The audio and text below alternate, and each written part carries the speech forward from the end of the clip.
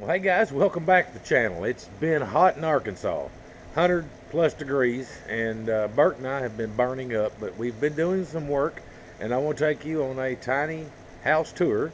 This house is 16 by 40, and it's not anywhere near finished, but kind of give you an idea of what the floor plan is going to be. So come along with me. This is how we came in and framed the windows out. Then we drill these holes and take a saw and cut them out. Then I'm using some flashing on the inside to make sure that this thing doesn't leak. These boards here, you can't tell it, but they've got a little bit of a tilt in the downward position. That way, if in the future rainwater does come in here, it will hit this with this flashing that I'm putting on here and go right straight out the window. Now I'll show you this one over here. You can kind of see what I'm talking about. This is a tar flashing that goes on, and it's sticky. I've double layered it, got it going out, and we did have some really hard rains, and no water. It all came in. None at all, not a drip, but it's not finished. I've still got to seal the whole outside of it and get that done. But these windows seem to be some really good windows. Oh yeah, look out there, got my driveway in. I got to show you this. This guy came out with a dump truck, and what you see in that driveway out there is the way it was when he drove off. All I had to do was drive on it. This guy knew what he was doing when he cracked the back of that bed and dumped that stuff. But anyway, here's the window. Nice windows. They also flip out so you can clean them. Got the releases and everything on them. Made by Pella. I ordered 4 for the front, and then there'll be 1 window back here where the kitchen's going to be. This area is going to be mine and Tina's bedroom with a full bath over there in that corner. Love that insulation, guys. This is some of the insulation I bought for the little small portable building out here. That is actually our laundry room, as you can see. So we'd have a laundry while we were staying here, since we don't have one in the 5th wheel. But that is the insulation that I'm going to get. It's not cheap by any means, but that's the good thing about a tiny house, is you can buy the better quality stuff because you don't need as much of it. So, and it's a soundproof. Great for a recording studio. What YouTuber would not want a recording area? I'm hoping to do a lot of cooking videos. That's what I'm hoping to do. I'm going to do a lot of things that you probably wouldn't do in your home. Like in here in the kitchen area, I'm going to have extra outlets in the ceiling, hopefully hidden some way. So that way, if I want to hook up lighting to do a video while I'm cooking, I'll be able to put up lights, take them down. I won't have a lot of wires running everywhere on the floor and everything. My mother's into the house, and there'll be a bathroom here, and I'm going to put I think she said she wants the shower on the right. We're going to put a sink here with a vanity. We're not going to put in like a medicine cabinet. We're going to put a big mirror, and then the toilet bowl will be somewhere wherever she wants it located. I hoped to make this to where if in the future we needed a wheelchair, we'd be able to have the wheelchair centrally located in the bathroom, make it easy to get to the sink, to the shower, and to the toilet. And this door is 36 inches.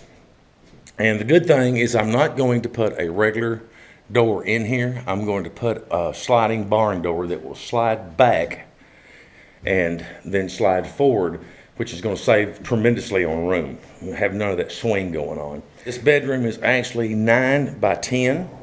When you come through here, this will be the doorway coming into the bedroom. This here, I don't know if you can see it or not, but there'll be a wall that goes here and goes back that way, so that when you come into the bedroom, there'll be a closet here and have bifolding doors on it.